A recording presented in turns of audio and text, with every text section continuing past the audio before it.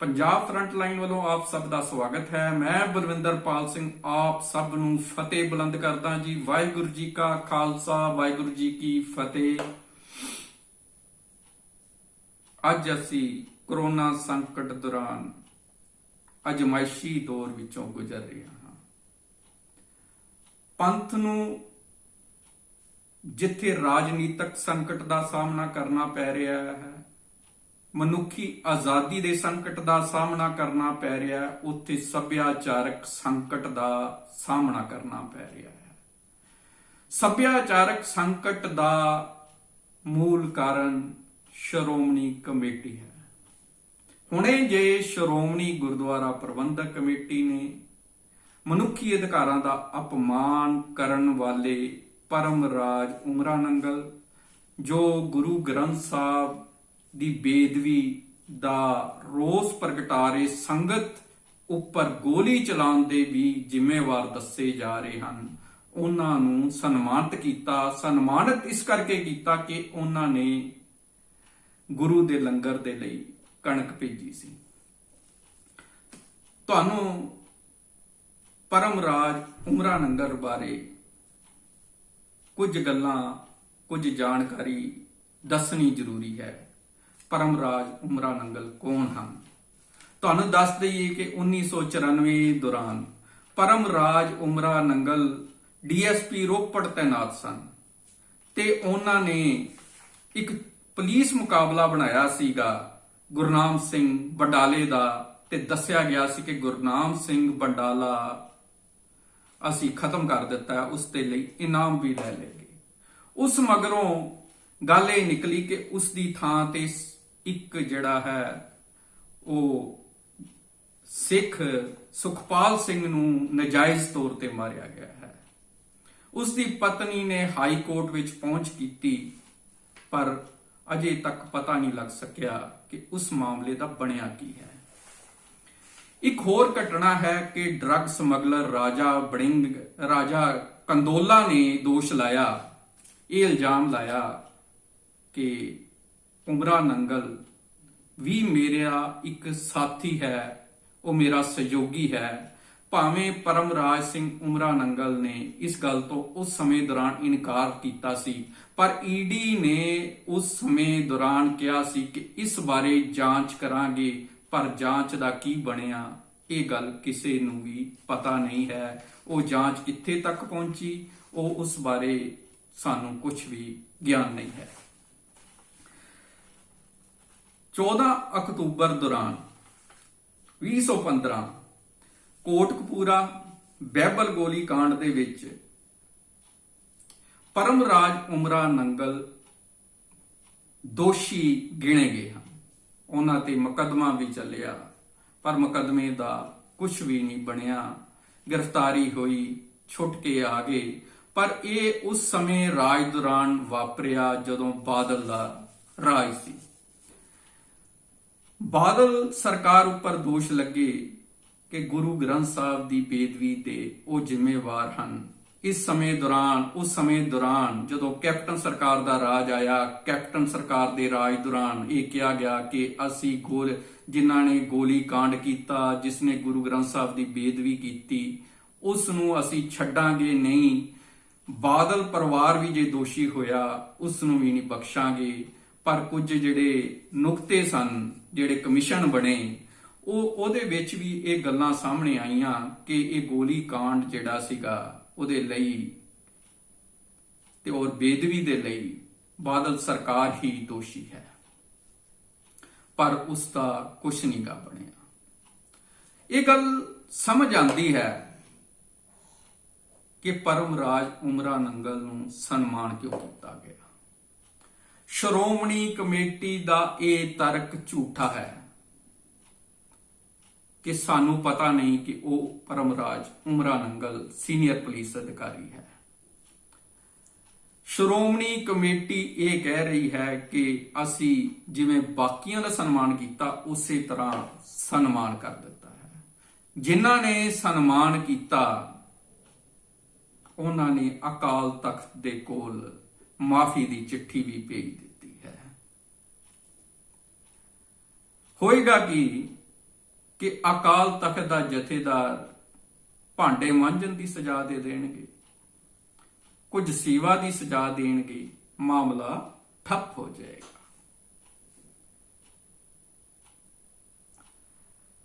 ਕੀ ਕੁਝ ਮੈਨੇਜਰ ਜ਼ਿੰਮੇਵਾਰ ਨੇ ਇਸ ਘਟਨਾ ਦੇ ਜੋ ਦਰਬਾਰ ਸਾਹਿਬ ਵਿੱਚ ਵਾਪਰਿਆ? ਇਹ ਕਿਉਂ ਵਾਪਰਿਆ? ਇਸ ਘਟਨਾ ਦੇ ਪਿੱਛੇ ਦੋਸ਼ੀਆਂ ਬਾਰੇ ਜਾਣਕਾਰੀ ਰੱਖਣੀ ਪਏਗੀ ਕਿ ਉਹ ਦੋਸ਼ੀ ਕੌਣ ਨੇ ਜਿਨ੍ਹਾਂ ਨੇ ਦਰਬਾਰ ਸਾਹਿਬ ਦਾ ਸੱਭਿਆਚਾਰ, ਉਹ ਮਹਾਨ ਸੱਭਿਆਚਾਰ ਜਿਹੜਾ ਗੁਰੂ ਨੇ ਸਿਰਜਿਆ ਹੈ, ਉਹ ਖਤਮ ਕਰਕੇ ਰੱਖ ਦਿੱਤਾ। ਖਿਆਲ ਕਰਿਓ ਕਿ ਜਿਨ੍ਹਾਂ ਨੂੰ ਗੁਰੂ ਗ੍ਰੰਥ ਸਾਹਿਬ ਦੇ ਅਦਬ ਸਤਿਕਾਰ ਨਾਲ ਕੋਈ ਸੰਬੰਧ ਨਹੀਂ, ਉਹਨਾਂ ਲੋਕਾਂ ਦਾ ਗੁਰੂ ਨਾਲ ਵੀ ਕੋਈ ਰਿਸ਼ਤਾ ਨਹੀਂ ਹੈ। ਗੁਰੂ ਨਾਲ ਜਿਸ ਦਾ ਰਿਸ਼ਤਾ ਹੋਏਗਾ ਉਹ ਗੁਰੂ ਦਾ ਸੱਭਿਆਚਾਰ ਵੀ ਕਾਇਮ ਰੱਖੇਗਾ, ਗੁਰੂ ਦਾ ਭੈ ਵੀ ਰੱਖੇਗਾ। ਮਲਕ ਭਾਗਵਾਂ ਦਾ ਗੁਰਮਤ ਦੇ ਨਾਲ ਕੋਈ ਰਿਸ਼ਤਾ ਨਹੀਂ, ਗੁਰੂ ਘਰ ਦੇ ਨਾਲ ਮਲਕ ਭਾਗਵਾਂ ਦਾ ਕੋਈ ਰਿਸ਼ਤਾ ਨਹੀਂ। ਮਲਕ ਭਾਗਵਾਂ ਨੂੰ ਅੱਜ ਕੱਲ ਤੁਸੀਂ ਸਰਮਾਏਦਾਰ ਕਹਿ ਲਓ, ਕਾਰਪੋਰੇਟ ਜਗਤ ਕਹਿ ਲਓ, ਚਾਹੇ ਉੱਚ ਪੱਧਰ ਦੇ ਸਿਆਸਤਦਾਨ ਕਹਿ ਰਹੇ ਹੋ ਜਿਨ੍ਹਾਂ ਕੋਲ ਬਹੁਤ ਸਾਰਾ ਪੈਸਾ ਹੈ, ਉਹਨਾਂ ਦਾ ਰਿਸ਼ਤਾ ਗੁਰੂ ਦੀ ਨੈਤਿਕਤਾ, ਗੁਰੂ ਦੇ ਸੱਭਿਆਚਾਰ ਨਾਲ ਨਹੀਂ ਹੈ। ਬਾਦਲ ਪਰਿਵਾਰ ਨੂੰ ਸਿੱਖੀ ਨਾਲ ਕੋਈ ਲੈਣਾ ਦੇਣਾ ਨਹੀਂ ਹੈ। ਜੇ ਸਿੱਖੀ ਨਾਲ ਲੈਣਾ ਦੇਣਾ ਹੁੰਦਾ ਕਿ ਦਰਬਾਰ ਸਾਹਿਬ ਦੇ ਜਿਹੜੇ ਨਿਸ਼ਾਨ ਹੈ, ਖਾਲਸਾ ਪੰਥ ਦੇ ਨਿਸ਼ਾਨ, ਮੀਰੀ ਪੀਰੀ ਦੇ ਨਿਸ਼ਾਨ, ਜੋ ਬਸੰਤੀ ਰੰਗ ਦੇ ਹੋਇਆ ਕਰਦੇ ਸਨ, ਇਹ ਸਿੱਖ ਰਹਿਤ ਮਰਿਆਦਾ ਦੇ ਵਿੱਚ ਵੀ ਲਿਖਿਆ ਹੈ, ਉਹ ਭਗਵੇਂ ਕਰ ਦਿੱਤੇ ਗਏ। ਤੁਹਾਡਾ ਭਗਵਾਂਕਰਨ ਕਰ ਦਿੱਤਾ ਗਿਆ। ਪਰਮ ਰਾਜ ਉਮਰਾ ਨੰਗਲ ਨੂੰ ਸਨਮਾਨ ਕਰਨ ਦਾ ਅਰਥ ਇਹੀ ਹੈ ਕਿ ਅਸੀਂ ਕਿਸੇ ਵੀ ਸਿੱਖ ਪੰਥ ਨੂੰ ਨਹੀਂ ਮੰਨਦੇ। ਸਾਡਾ ਜੋ ਉਸਨੇ ਸਾਡੇ ਕਹਿਣ ਤੇ ਗੁਰੂ ਗ੍ਰੰਥ ਸਾਹਿਬ ਦੀ ਬੇਦਬੀ ਕਾਂਡ ਦੌਰਾਨ ਕੀਤਾ, ਉਸ ਦਾ ਅਸੀਂ ਸਨਮਾਨ ਕਰ ਦਿੱਤਾ। ਇਹ ਘਟਨਾ ਸਿੱਖ ਪੰਥ ਦੇ ਜੇਨ ਵਿੱਚ ਆ ਜਾਣੀ ਚਾਹੀਦੀ ਹੈ ਕਿ ਸ਼੍ਰੋਮਣੀ ਕਮੇਟੀ ਪੰਥ ਦੀ ਕਮੇਟੀ ਨਹੀਂ ਹੈ ਔਰ ਅਕਾਲ ਤਖਤ ਦਾ ਜਥੇਦਾਰ ਵੀ ਤੁਹਾਡਾ ਨਹੀਂ ਹੈ। ਇਹ ਅੱਜ ਮੰਨ ਲਓ, ਇਹ ਫਿਰ ਮੰਨ ਲੈਣਾ। ਅਕਾਲ ਤਖਤ ਦਾ ਜਥੇਦਾਰ ਵੀ ਉਸ ਨੈਟਵਰਕ ਦੇ ਵਿੱਚ ਹੈ। ਬਿਆਨ ਸੋਹਣੇ ਦੇ ਲੈਣ ਦੇ ਨਾਲ ਗੱਲ ਅੱਗੇ ਨਹੀਂ ਤੁਰੇਗੀ। ਗੱਲ ਇਹ ਹੈ ਕਿ ਤੁਸੀਂ ਉਂਗਲ ਕਿੱਥੇ ਧਰਦੇ ਹੋ। ਕੀ ਤੁਸੀਂ ਪੰਥ ਦੇ ਹੱਕ ਵਿੱਚ ਖੜਦੇ ਹੋ ਜਾਂ ਡਰ ਦੇ ਮਾਹੌਲ ਦੇ ਵਿੱਚ ਗੈਰ ਸਿਧਾਂਤਕ ਫੈਸਲੇ ਕਰਦੇ ਹੋ? ਹੁਣ ਜਥੇਦਾਰ ਅਕਾਲ ਤਖਤ ਕੋਲ ਕੇਸ ਗਿਆ ਹੈ, ਉਹ ਚੁੱਪ ਨੇ। ਉਹ ਕਹਿਣਗੇ ਕਿ 5 ਮੈਂਬਰੀ ਕਮੇਟੀ ਪੰਥ ਜਿਹੜੀ ਜਥੇਦਾਰਾਂ ਦੀ, ਉਹ ਕਮੇਟੀ ਬੁਲਾ ਕੇ ਕੋਈ ਫੈਸਲਾ ਕਰਨਗੇ। ਹੁਣ ਇਹ ਜਥੇਦਾਰ ਕਿਸ ਕੋਲ ਤਨਖਾਹ ਲੈਂਦੇ ਨੇ? ਸ਼੍ਰੋਮਣੀ ਕਮੇਟੀ ਕੋਲ ਤਨਖਾਹ ਲੈਂਦੇ ਨੇ। ਨਿਯੁਕਤ ਕੌਣ ਕਰਦੀ ਹੈ? ਸ਼੍ਰੋਮਣੀ ਕਮੇਟੀ ਕਰਦੀ ਹੈ। ਜੇ ਇਹ ਸਭ ਸ਼੍ਰੋਮਣੀ ਕਮੇਟੀ ਕਰਦੀ ਹੈ, ਉਹ ਆਪਣੇ ਪ੍ਰਭੂ ਜਿਨ੍ਹਾਂ ਦੇ ਕਰਕੇ ਉਹ ਜਥੇਦਾਰ ਬਣੇ ਨੇ, ਉਹਨਾਂ ਦੇ ਵਿਰੁੱਧ ਜਾਣਗੇ ਵੀ ਕਿਉਂ? ਇਸ ਦਾ ਅਰਥ ਇਹ ਹੈ ਕਿ ਕਿਤੇ ਵੀ ਇਹ ਗੱਲ ਪਾਰ ਨਹੀਂ ਲੱਗਣੀ। ਤੁਸੀਂ ਇਸ ਗੱਲਾਂ ਦੇ ਨਾਲ ਇੱਕ ਹੋਰ ਬਿਆਨ ਦੇਖ ਲਓ ਕਿ ਹੁਣੇ ਜੇ ਸ਼੍ਰੋਮਣੀ ਕਮੇਟੀ ਦੇ ਪ੍ਰਧਾਨ ਲੌਂਗੋਵਾਲ ਨੇ ਕਿਹਾ ਕਿ ਜਿਹੜੇ ਕਰੋਨਾ ਵਾਇਰਸ ਦੇ ਦੌਰਾਨ ਪੁਲਿਸ ਮੁਲਾਜ਼ਮਾਂ ਔਰ ਸਿਹਤ ਅਧਿਕਾਰੀਆਂ ਦੇ ਉੱਤੇ ਕਿਸੇ ਵੀ ਤਰ੍ਹਾਂ ਦੀ ਦੁਖਾਂਤ ਆਏਗਾ, ਕਿਸੇ ਵੀ ਤਰ੍ਹਾਂ ਦਾ ਸੰਕਟ ਆਏਗਾ, ਉਹਨਾਂ ਦੇ ਬੱਚਿਆਂ ਨੂੰ ਅਸੀਂ ਪੜ੍ਹਾਵਾਂਗੇ, ਫ੍ਰੀ ਵਿੱਚ ਪੜ੍ਹਾਵਾਂਗੇ। ਹੁਣ ਗੱਲ ਇਹ ਹੈ ਕਿ ਸ਼੍ਰੋਮਣੀ ਕਮੇਟੀ ਸਰਕਾਰ ਨਹੀਂ ਹੈ। ਜੋ ਅਸੀਂ ਦਸਵੰਧ ਗੁਰੂ ਦੀ ਗੋਲਕ ਵਿੱਚ ਭੇਟ ਕਰਦੇ ਹਾਂ, ਉਹਦਾ ਹੱਕਦਾਰ ਪੰਥ ਹੈ। ਜੋ ਕੁਝ ਵਾਪਰਿਆ ਹੈ, ਜੋ ਕੁਝ ਗੱਲ ਜਿਹੜੀ ਹੈ ਉਹ ਲੋਂਗੋਵਾਲ ਕਰ ਰਹੇ ਨੇ, ਉਸ ਦਾ ਸਿੱਖੀ ਨਾਲ ਕੋਈ ਲੈਣਾ ਦੇਣਾ ਨਹੀਂ ਹੈ। ਗੁਰੂ ਦੀ ਗੋਲਕ ਉੱਪਰ ਸਿੱਖ ਦਾ ਹੱਕ ਹੈ। ਗੁਰੂ ਦੀ ਗੋਲਕ ਲੋੜਵੰਦ ਸਿੱਖਾਂ ਦੇ ਲਈ ਹੋਣੀ ਚਾਹੀਦੀ ਹੈ। 10ਵਾਂ ਹਿੱਸਾ ਜਿਹੜੀ ਗੁਰੂ ਦੀ ਗੋਲਕ ਦਾ ਜਿਹੜਾ 10ਵਾਂ ਹਿੱਸਾ ਹੈ ਉਹ ਸਮੁੱਚੀ ਲੁਕਾਈ ਦੇ ਲਈ ਖਰਚਿਆ ਜਾਣਾ ਚਾਹੀਦਾ ਹੈ। 90% ਜਿਹੜਾ ਹਿੱਸਾ ਹੈ ਉਹ ਗੁਰੂ ਪੰਥ ਦੇ ਹੱਕ ਦੇ ਵਿੱਚ ਖਰਚਿਆ ਜਾਣਾ ਚਾਹੀਦਾ ਹੈ। ਕੀ ਅਸੀਂ ਆਪਣੇ ਖਜ਼ਾਨੇ ਨਾਲ ਦੂਸਰੇ ਭਾਈਚਾਰੇ ਦੀਆਂ ਯੂਨੀਵਰਸਿਟੀਆਂ ਬਣਾ ਸਕਦੇ ਹਾਂ? ਕੀ ਅਸੀਂ ਗੁਰੂ ਦੀ ਗੋਲਕ ਦੇ ਨਾਲ ਆਪਣੇ ਭਾਈਚਾਰੇ ਨੂੰ ਛੱਡ ਕੇ ਦੂਸਰੇ ਭਾਈਚਾਰੇ ਦਾ ਅਸੀਂ ਸੁਧਾਰ ਕਰ ਸਕਦੇ ਹਾਂ? ਪਹਿਲਾਂ ਸਾਨੂੰ ਆਪਣਾ ਭਾਈਚਾਰਾ ਹੈ। ਗੁਰੂ ਸਾਹਿਬਾਨ ਨੇ ਵੀ ਇਹੀ ਕੀਤੀ, ਪਹਿਲਾਂ ਆਪਣੀ ਸੰਗਤ ਦਾ ਸੁਧਾਰ ਕੀਤਾ, ਬਾਅਦ ਵਿੱਚ ਲੋਕਾਈ ਨੂੰ ਨਾਲ ਜੋੜਿਆ। ਜਿਉਂ-ਜਿਉਂ ਨੈਟਵਰਕ ਵੱਧਦਾ ਗਿਆ, ਦਸਵੰਧ ਵੀ ਵੱਧਦੀ ਗਈ। ਦਸਵੰਧ ਦੇ ਨਾਲ ਪਰਿਪਕਾਰ ਹੋਏ ਅੰਮ੍ਰਿਤਸਰ ਨਗਰੀ ਬਣਾਈ ਗਈ। ਪਰ ਅਸੀਂ ਖਜ਼ਾਨਾ ਕਿੱਥੇ ਰੋੜ ਰਹੇ ਹਾਂ? ਗੁਰੂ ਦੀ ਗੋਲਕ ਦਾ ਨੁਕਸਾਨ ਕਿਉਂ ਕਰ ਰਹੇ ਹਾਂ? ਉਸ ਦਾ ਕਾਰਨ ਹੈ ਕਿ ਸਿਧਾਂਤਕ ਤੌਰ ਤੇ ਵੀ ਪਰਿਪੱਕ ਨਹੀਂ ਹਾਂ ਅਸੀਂ। ਉਸ ਦਾ ਮਤਲਬ ਇਹ ਹੈ ਕਿ ਇਸ ਪਿੱਛੇ ਇੱਕ ਸੋਚੀ ਸਮਝੀ ਸਾਜ਼ਿਸ਼ ਚੱਲ ਰਹੀ ਹੈ, ਜਿਹੜੀ ਗੁਰੂ ਦੀ ਗੋਲਕ ਨੂੰ ਵੀ ਬਰਬਾਦ ਕਰ ਰਹੀ ਹੈ, ਜਿਹੜੀ ਸਿੱਖ ਪੰਥ ਦੇ ਵਿਕਾਸ ਦੇ ਵਿੱਚ ਵੀ ਰੁਕਾਵਟ ਹੈ। ਗਿਆਨੀ ਦਿੱਤ ਸਿੰਘ ਦੇ ਸਮੇਂ ਦੌਰਾਨ ਖੇਮ ਸਿੰਘ ਬੇਦੀ ਵੀ ਹੋਇਆ ਸੀ। ਉਹ ਵੀ ਆਪਣੇ ਆਪ ਨੂੰ ਅਕਾਲ ਤਖਤ ਦਾ ਜਥੇਦਾਰ ਕਹਾਉਂਦਾ ਸੀ ਤੇ ਅੰਗਰੇਜ਼ ਸਰਕਾਰ ਨੇ ਉਸ ਨੂੰ ਅਕਾਲ ਤਖਤ ਤੇ ਥਾਪਿਆ ਸੀ। ਉਸ ਨੇ ਵੀ ਆਪਣੀ ਉੱਥੇ ਪੂਜਾ ਕਰਾਣੀ ਸ਼ੁਰੂ ਕਰ ਦਿੱਤੀ ਸੀ। ਗਿਆਨੀ ਦਿੱਤ ਸਿੰਘ ਹੁਣਾਂ ਨੇ ਵਿਰੋਧ ਕੀਤਾ। ਗੁਰੂ ਸਦਵਾਨ ਦਾ ਉਸ ਦਾ ਵਿਰੋਧ ਹੋਇਆ। ਗਿਆਨੀ ਦਿੱਤ ਸਿੰਘ ਨੇ ਵਿਰੋਧ ਕੀਤਾ। ਮੂਰਤੀਆਂ ਜੋ ਸਨ ਉਹ ਦਰਬਾਰ ਸਾਹਿਬ ਤੋਂ ਬਾਹਰ ਕੱਢ ਦਿੱਤੀਆਂ ਗਈਆਂ ਔਰ ਗਿਆਨੀ ਦਿੱਤ ਸਿੰਘ ਹੁਣਾਂ ਨੇ ਉਸ ਦੀ ਗੱਦੀ ਚੱਕ ਕੇ ਦਰਬਾਰ ਸਾਹਿਬ ਤੋਂ ਬਾਹਰ ਮਾਰੀ। ਇਸ ਕਰਕੇ ਗਿਆਨੀ ਦਿੱਤ ਸਿੰਘ ਹੁਣਾਂ ਨੂੰ ਕਈ ਕੇਸ ਵੀ ਭੁਗਤਣੇ ਪਏ, ਪਰ ਉਸ ਗੁਰੂ ਦੇ ਸ਼ੇਰ ਦੀ ਤੁਸੀਂ ਚੜ੍ਹਦੀ ਕਲਾ ਦੇਖੋ, ਇਸ ਦੇ ਬਾਵਜੂਦ ਵੀ ਉਸਨੇ ਗੋਡੇ ਨਾਕੇ ਨਹੀਂ ਟੇਕੇ। ਉਸਨੇ ਕਰਮ ਕਾਂਡੀ ਰਚਨਕਾਰ ਸਨਾਤਨੀ ਸਿੱਖਾਂ ਦੇ ਵਿਰੁੱਧ ਇੱਕ ਬਗਾਵਤ ਦੀ ਲਹਿਰ ਛੇੜੀ। ਉਸ ਦਾ ਨਾਂ ਸੀ ਸਿੰਘ ਸਭਾ ਲਹਿਰ ਲਾਹੌਰ। ਉਹ ਇੰਨੀ ਮਜ਼ਬੂਤ ਲਹਿਰ ਸੀ ਜਿਸ ਦੇ ਰਾਹੀਂ ਖਾਲਸਾ ਕਾਲਜ ਹੋਂਦ ਵਿੱਚ ਆਏ, ਜਿਸ ਦੇ ਰਾਹੀਂ ਜਿਹੜੀਆਂ ਸਿੱਖ ਸਾਹਿਤ ਔਰ ਸਿੱਖ ਇਤਿਹਾਸ ਦੀ ਸਿਰਜਣਾ ਹੋਈ। ਇਹ ਇੱਕ ਮਹਾਨ ਦੇਣ ਗਿਆਨੀ ਦਿੱਤ ਸਿੰਘ ਹੁਣਾਂ ਦੀ ਹੈ, ਜਿਸ ਦੌਰਾਨ ਸਿੱਖ ਬੀਬੀਆਂ ਕੀਰਤਨ ਕਰਕੇ ਇਤਿਹਾਸ ਸਿਰਜਣ ਲੱਗ ਪਈਆਂ। ਸਿੱਖ ਬੀਬੀਆਂ ਨੇ ਸਕੂਲ ਖੋਲ੍ਹਣੇ ਸ਼ੁਰੂ ਕਰ ਦਿੱਤੇ ਔਰ ਅਸੀਂ ਈਸਾਈ ਮਿਸ਼ਨਰੀਆਂ ਔਰ ਆਰੀਆ ਸਮਾਜੀਆਂ ਦੇ ਵਿਰੁੱਧ ਮੁਕਾਬਲਾ ਕਰਨ ਦੇ ਸਮਰੱਥ ਹੋ ਗਏ। ਜੇ ਗਿਆਨੀ ਦਿੱਤ ਸਿੰਘ ਨਾ ਹੁੰਦੇ ਤਾਂ ਅੱਜ ਸਿੱਖ ਸਮਾਜ ਇਸ ਤਰ੍ਹਾਂ ਦਾ ਪੜ੍ਹਿਆ ਲਿਖਿਆ ਸਮਾਜ ਨਾ ਹੁੰਦਾ, ਕਿਉਂਕਿ ਇਹ ਦੇਣ ਵਿਦਿਅਕ ਤੌਰ ਤੇ ਦੇਣ ਗਿਆਨ ਦੀ ਦੇਣ ਗਿਆਨੀ ਦਿੱਤ ਸਿੰਘ ਦੀ ਹੈ, ਨਾ ਕਿ ਸੰਪਰਦਾਵਾਂ ਦੀ ਹੈ।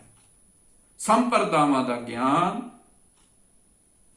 ਉਹ ਹੈ ਪੁਰਾਤਨ ਗਿਆਨ। ਪੁਰਾਤਨ ਗਿਆਨ ਕਿਹੜਾ ਹੈ? ਪੁਰਾਤਨ ਗਿਆਨ ਹੈ ਕਿ ਜਿਹੜਾ ਸਨਾਤਨੀ ਗਿਆਨ ਹੈ। ਔਰ ਗਿਆਨੀ ਦਿੱਤ ਸਿੰਘ ਹੁਣਾਂ ਨੇ ਸ਼ਬਦ ਗੁਰੂ ਦੀ ਵਿਚਾਰਧਾਰਾ ਨੂੰ ਲੈ ਕੇ ਇੱਕ ਜਿਹੜੀ ਹੈ ਉਹ ਲਹਿਰ ਤੋਰੀ। ਅੱਜ ਵੀ ਉਹ ਲਹਿਰ ਸਿੱਖ ਮਨ ਦੇ ਅੰਦਰ ਹੈ, ਸਿੱਖ ਰੂਹਾਂ ਦੇ ਅੰਦਰ ਹੈ। ਔਰ ਸਾਨੂੰ ਇੱਕ ਗੱਲ ਯਾਦ ਰੱਖਣੀ ਚਾਹੀਦੀ ਹੈ ਕਿ ਇਸ ਦਾ ਬਦਲ ਕੀ ਹੋਵੇ, ਸ਼੍ਰੋਮਣੀ ਕਮੇਟੀ ਦਾ ਬਦਲ ਕੀ ਹੋਵੇ। ਸ਼੍ਰੋਮਣੀ ਕਮੇਟੀ ਦਾ ਇੱਕ ਬਦਲ ਤਾਂ ਇਹ ਹੈ ਕਿ ਅਸੀਂ ਚੋਣ ਸਿਸਟਮ ਦੇ ਰਾਹੀਂ ਸ਼੍ਰੋਮਣੀ ਕਮੇਟੀ ਜਿਹੜੀ ਹੈ ਉਹ ਬਦਲ ਲਈਏ। ਇੱਕ ਸਿਸਟਮ ਤੇ ਉਹ ਹੈ। ਦੂਸਰਾ ਸਿਸਟਮ ਖਾਲਸਾ ਏਡ ਦੇ ਰਵੀ ਸਿੰਘ ਹੁਣਾਂ ਨੇ ਦੱਸਿਆ ਹੈ ਕਿ ਗੁਰੂ ਦੀ ਸੰਗਤ ਆਪਣੀ ਦਸਵੰਧ ਦਾ 10ਵਾਂ ਹਿੱਸਾ ਗੁਰੂ ਦੀ ਗੋਲਕ ਦੇ ਵਿੱਚ मतलब कि ਜਿਹੜੀ ਸ਼੍ਰੋਮਣੀ ਕਮੇਟੀ ਦੇ ਗੁਰਦੁਆਰੇ ਨੇ ਉਹਨਾਂ ਵਿੱਚ ਪਾਵੇ। ਬਾਕੀ 90% ਜੋ ਹਿੱਸਾ ਹੈ ਉਹ ਆਪਣੇ ਪਿੰਡਾਂ ਦੇ ਸੁਧਾਰ, ਸਿੱਖੀ ਦੇ ਪ੍ਰਚਾਰ ਔਰ ਗਰੀਬ ਲੋਕਾਂ ਦੇ, ਗਰੀਬ ਸਿੱਖਾਂ ਦੇ ਸੁਧਾਰ ਲਈ ਕਰੇ, ਤਾਂ ਜੋ ਸਿੱਖਾਂ ਦਾ ਸਹਾਈਕਰਨ ਨਾ ਹੋਵੇ ਔਰ ਸਿੱਖਾਂ ਦੀ ਡਿਵੈਲਪਮੈਂਟ ਹੋਵੇ ਔਰ ਸਿੱਖ ਜਿਹੜੇ ਨੇ ਉਹ ਮਜ਼ਬੂਤੀ ਨਾਲ ਅੱਗੇ ਵੱਧ ਸਕਣ। ਸਿੱਖਾਂ ਦੀ ਸੰਗਤ ਜਿਹੜੀ ਹੈ, ਸਿੱਖਾਂ ਦਾ ਜਿਹੜਾ ਨੈਟਵਰਕ ਹੈ ਉਹ ਵਿਸ਼ਾਲ ਬਣ ਸਕੇ। ਗੁਰੂ ਸਾਹਿਬ ਨੇ ਵੀ ਇਹ ਗਿਆਨ ਦਿੱਤਾ ਹੈ ਕਿ ਗੁਰੂ ਤੇ ਸੰਗਤ ਇਹ ਦੋਹਾਂ ਦੀ ਸੁਮੇਲਤਾ ਹੀ ਸਿੱਖੀ ਦੇ ਵਿਕਾਸ ਦਾ ਕਾਰਨ ਬਣ ਸਕਦੀ ਹੈ। ਇਹੀ ਸਿੱਖੀ ਦਾ ਆਧਾਰ ਹੈ।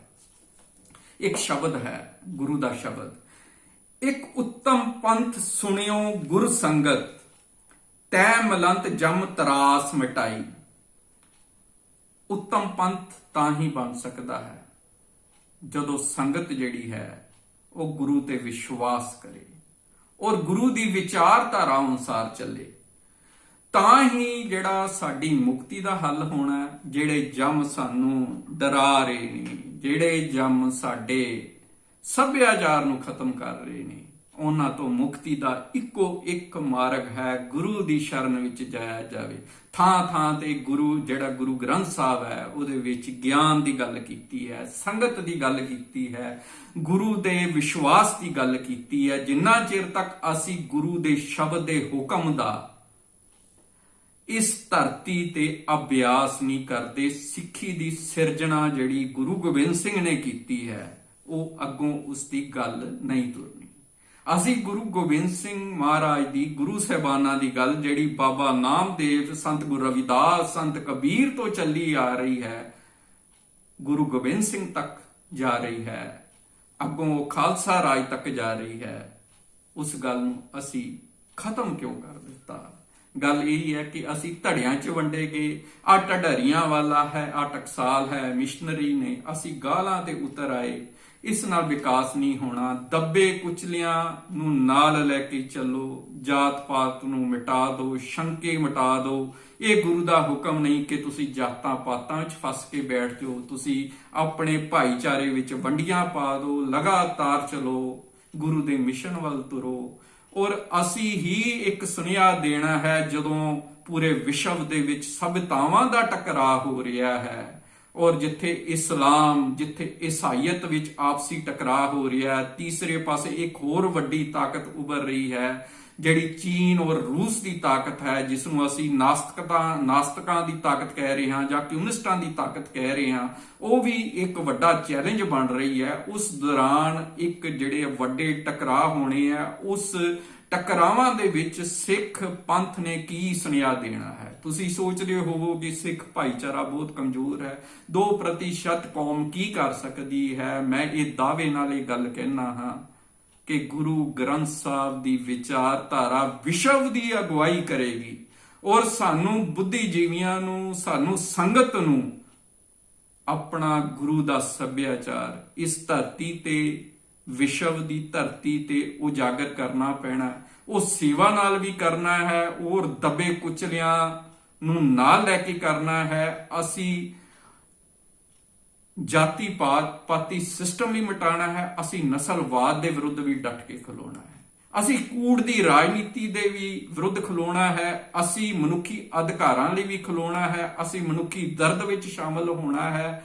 ਅਸੀਂ ਉਹ ਆਵਾਜ਼ ਬੁਲੰਦ ਕਰਨੀ ਹੈ ਜਿੱਥੇ ਬੇਗਮਪੁਰਾ ਹੋਵੇ, ਜਿੱਥੇ ਗਮਾਂ ਤੋਂ ਰਹਿਤ ਜਿਹੜਾ ਸੰਸਾਰ ਜਿਹੜਾ ਹੈ ਉਹ ਆਪਸੀ ਭਾਈਚਾਰਾ ਬਣਾ ਕੇ ਬੈਠਾ ਹੋਵੇ, ਜਿੱਥੇ ਕੋਈ ਜਿਹੜੀਆਂ ਹੱਦਾਂ ਨਾ ਹੋਣ, ਬਸ ਗੁਰੂ ਦਾ ਆਸ਼ੀਰਵਾਦ ਹੋਵੇ, ਗੁਰੂ ਦੀ ਸ਼ਰਨ ਹੋਵੇ। ਇਹ ਸਾਨੂੰ ਸੱਭਿਆਚਾਰ ਲੈ ਕੇ ਤੁਰਨਾ ਪੈਣਾ ਹੈ ਔਰ ਸਭ ਤੋਂ ਵੱਡੀ ਜਿਹੜੀ ਜ਼ਰੂਰਤ ਹੈ, ਆਪਣੇ ਅੰਦਰ ਗੁਰੂ ਦੀ ਸ਼ਕਤੀ ਉਜਾਗਰ ਕਰਨ ਦੀ ਹੈ, ਗੁਰੂ ਦੀ ਸ਼ਰਨ ਵਿੱਚ ਜਾਣ ਦੀ ਲੋੜ ਹੈ। ਜਿੰਨਾ ਚਿਰ ਤੱਕ ਅਸੀਂ ਸੰਗਤ ਨਹੀਂ ਸਿਰਜਦੇ, ਆਪਣੇ ਗਿਆਨ ਨੂੰ ਸੰਗਤ ਦੇ ਲਈ ਨਹੀਂ ਉਸਾਰਦੇ, ਉਹਨਾਂ ਚਿਰ ਤੱਕ ਸਾਡੀ ਮੁਕਤੀ ਨਹੀਂ ਹੋਣੀ।